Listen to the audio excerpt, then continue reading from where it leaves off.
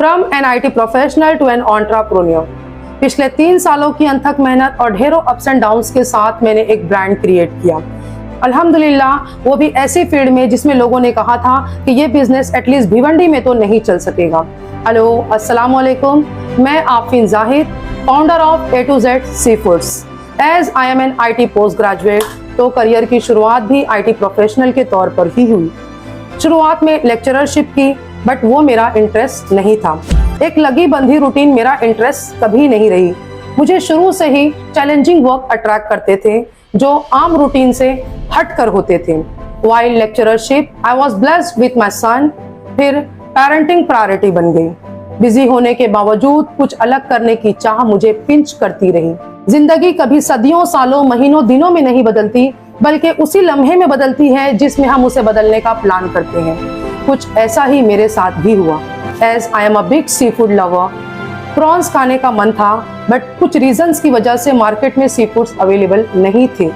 तब उस दिन क्लिक हुआ कि काश फ्रोजन सी फूड की कोई सर्विस भिवंडी में भी अवेलेबल होती। और तब मुझे बिल्कुल भी अंदाजा नहीं था कि इस काश को आगे चलकर हकीकत का रूप मैं खुद ही दूंगी। फ्रोजन सी फूड्स आज से 3 से 4 साल पहले भिवंडी वालों के लिए न सिर्फ नया था, बल्कि ये मेरे लिए भी बहुत चैलेंजिंग था। जिसने भी सुना, सबने मना किया कि छोटा शहर है, ये वर्क नहीं करेगा। मगर कोई बात तो थी अंदर जिसने मुझे कदम पीछे हटाने से रोक दिया।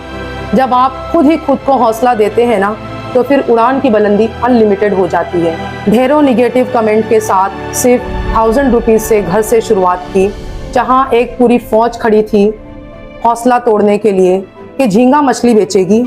वहीं पर मेरे हस्बैंड और फैमिली मेरा हौसला बनकर मेरे साथ खड़े रहे। शुरुआत में बहुत से निगेटिव कमेंट्स मिले, लेकिन खुद को मनवाने की चाह ने खुद को हारने नहीं दिया। जिस छोटे शहर को लोगों ने मेरे लिए हर्डल बताया, उसी भिवंडी शहर के पूरी एटमॉस्फेयर को मैंने की इंग्रेडिएंट बना लिया। दिन रात न्यू आइडियाज के साथ काम करके अपना ब्रांड बनाया।